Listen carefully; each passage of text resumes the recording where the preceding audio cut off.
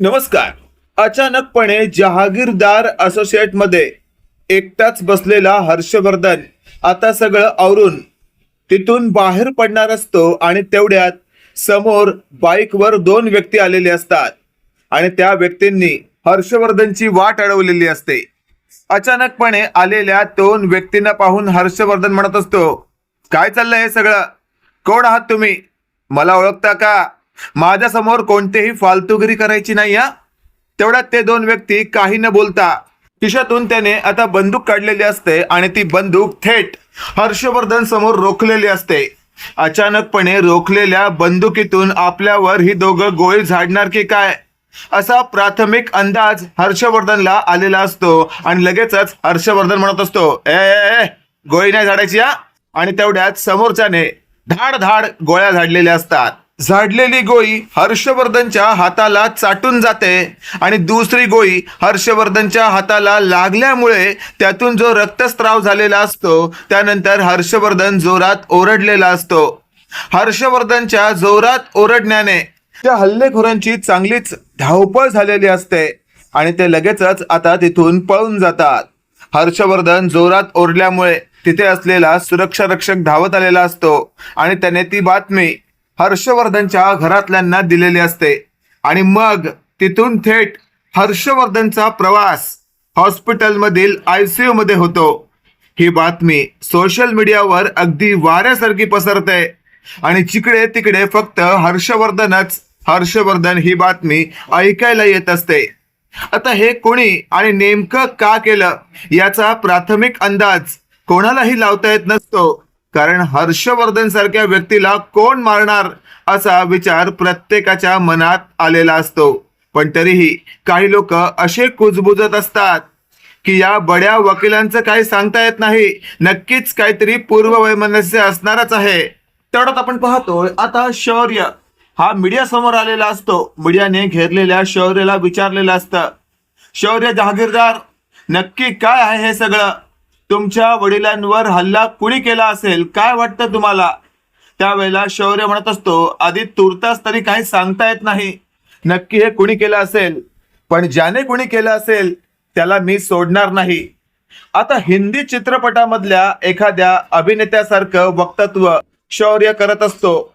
त्याला कारणही तसंच असतं, कारण तो शेवटी मुलगा आहे आणि आपल्या बापाला अशा अवस्थेत नाही पाहू शकत.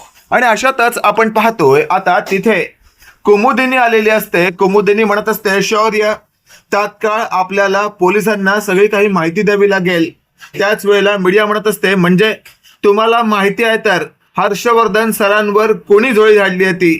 त्यावर कुमुदिनी म्हणत असते, मला माहिती आहे, ह्यातला विषय नाही, पण मला संशय आहे आणि ज्या व्यक्तीवर संशय आहे त्याचं नाव मी आत्ता घेणार नाहीये. आधी कन्फर्म केल्याशिवाय मी तुम्हाला काहीच सांगणार नाही असं बोलून आता कुमुदिनीने शौर्याला म्हटलेलं असतं, शौर्य चल माझ्या बरोबर. आता कुमुदिनी आणि शौर्य गाडीतून कुठेतरी गेलेले असतात. इकडे विजया आणि बाकीचे सगळेच घरातले हर्षवर्धनच्या हॉस्पिटलमध्ये ऍडमिट असतो. तिथे सगळेच बसलेले असतात आणि डॉक्टर काय सांगणार बाहेर येऊन याची वाट पाहत असतात. विजयाचं तर रडून रडून नको झालेलं असतं. तीर्था तिला समजवण्याचं काम करत असते आणि अशातच आपण पाहतोय आता ऊर्जा ही हॉस्पिटलमध्ये पोहोचलेली असते. पण ऊर्जाला आता आतमध्ये येऊ न देता विजयाने तिथे चांगलाच गोंधळ घातलेला असतो. आणि अशातच आपण पाहतोय आता कुमुदिनी तिथे पोहोचते आणि विजयाला म्हणत असते, विजया काय करतेस तू? हे असं कसं वागू शकतेस तू? विजया एक गोष्ट लक्षात ठेव, तू जर हर्षवर्धनला गोळी लागली याला जर कारणीभूत ऊर्जाला समजत असशील तर तू दुधखोळी आहेस, वेडी आहेस तू किंवा महामूर्ख आहेस तू. आता सगळ्यांसमोर असं विजयाला बोलल्यामुळे विजयाला कळून चुकलेलं असतं, आपण इथे गप्प बसलं पाहिजे. आणि अशातच आता विजया मूग घेऊन गप्प बसते. इकडे आपण पाहतोय आता मीडिया हॉस्पिटल बाहेर जमा झालेले असते, पण मीडियाला आतमध्ये येऊ दिलं जात नसतं. आणि अशातच आता गोळी नेमकी कोणी झाडली तिथे असलेलं CCTV फुटेज तपासण्यात आलेलं असतं. पोलिसांनी जे ते प्राथमिक फुटेज तपासलेलं असतं त्या फुटेजनुसार जे मारेकरू आलेले असतात त्यांच्या गाडीचा नंबर ट्रेस करण्यात आलेला असतो आणि त्यानंतर थेट त्या मालकापर्यंत पोहोचण्यात आलेलं असतं ज्याची ती गाडी असते, आणि मग त्या मालकापर्यंत पोहोचल्यानंतर आम्हाला हे काम शिर्के, आमदार शिर्केने दिले होतं आणि त्यांनी आम्हाला असं बजावलं सुद्धा होतं, जर हे काम न करता परत आलात तर तुम्ही जीवानिशी जाल. आम्हाला आमच्या जीवाची जास्त पर्वा, नाईलाजास्तव आम्हाला हे करावं लागलं, म्हणून आम्ही तिथे जाणून बुजून फक्त हाताला गोळी मारली जेणेकरून हर्षवर्धन सरांचा जीव जाऊ नये. आता शिर्के हे नाव समोर आल्यावर लगेचच इन्स्पेक्टर माने यांनी आपला मोर्चा हर्षवर्धनला मारणाऱ्या, सुपारी देणाऱ्या आमदार शिर्केकडे फिरवलेला असतो.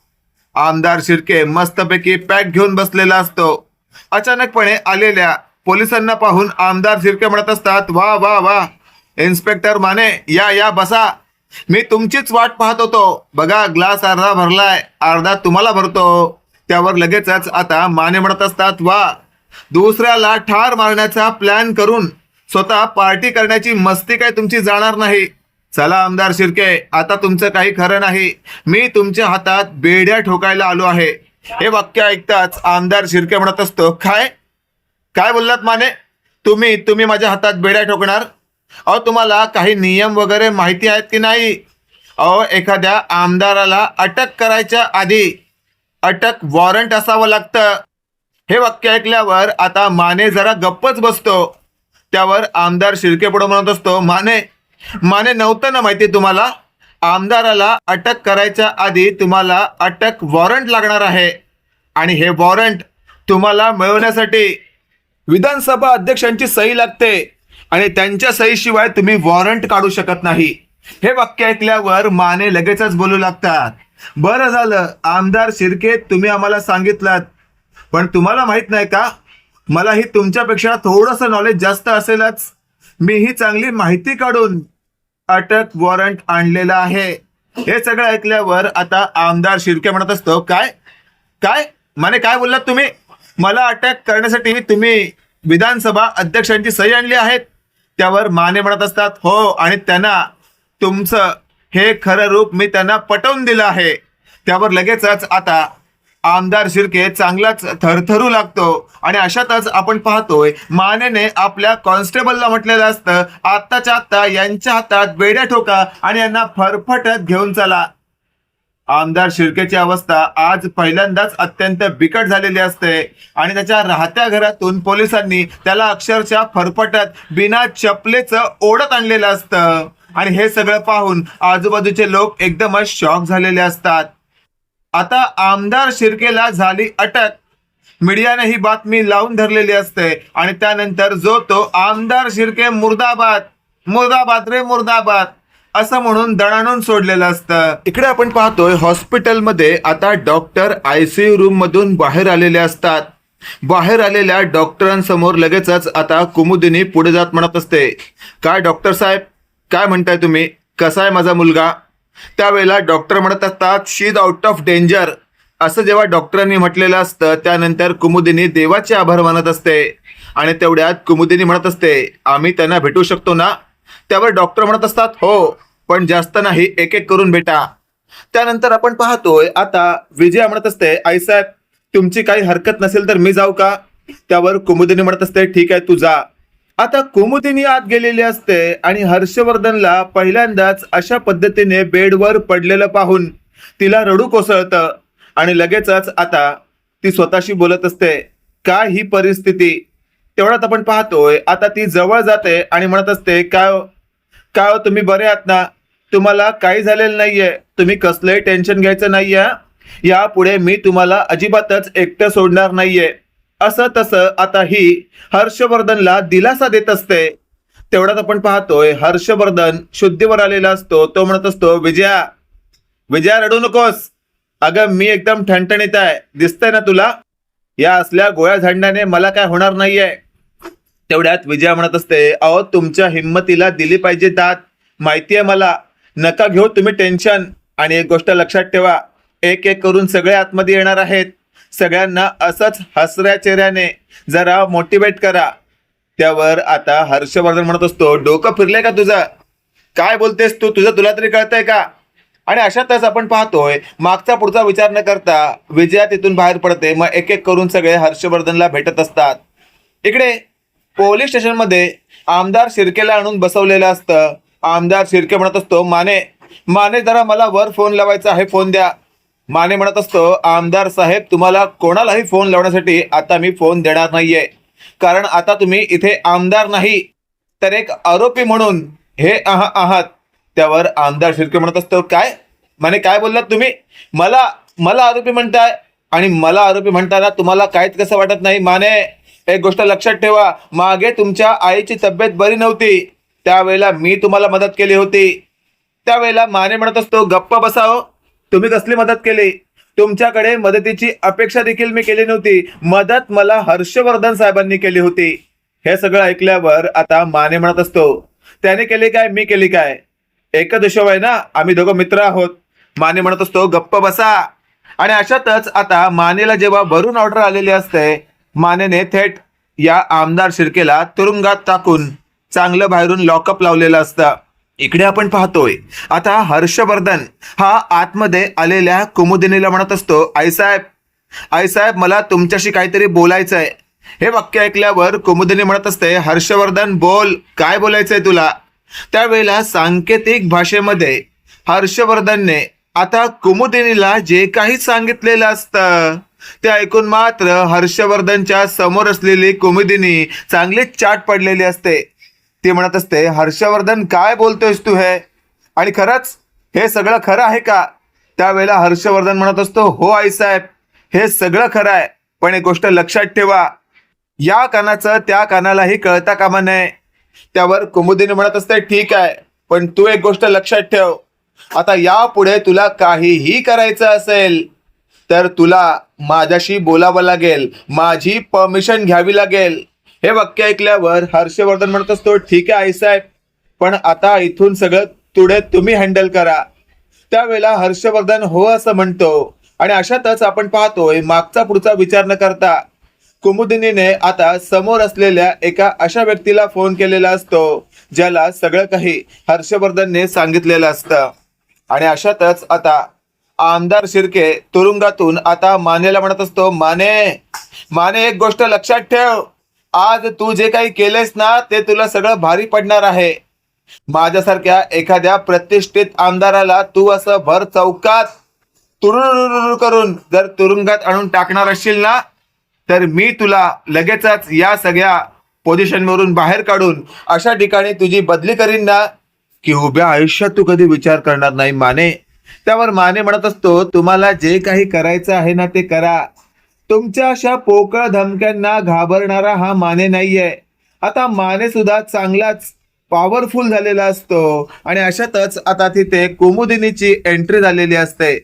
कुमुदिनी आली हे आता मानेने पाहिलेलं असतं आणि लगेचच माने उठून उभा राहतो.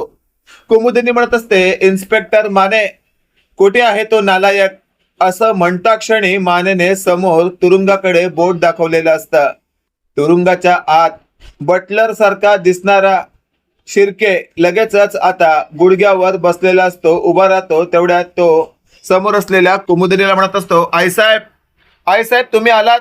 आईसाहेब सर्वप्रथम मला तुम्ही इथून सोडवा. त्यावर कुमुदिनी म्हणत असते, काय बोलताय तुम्ही? हे जे काही तुम्ही आज केलंय ना ते पाहता तुम्हाला मी सोडवू इच्छिते, पण या तुमच्या शरीरातून तुमच्या जीवाला.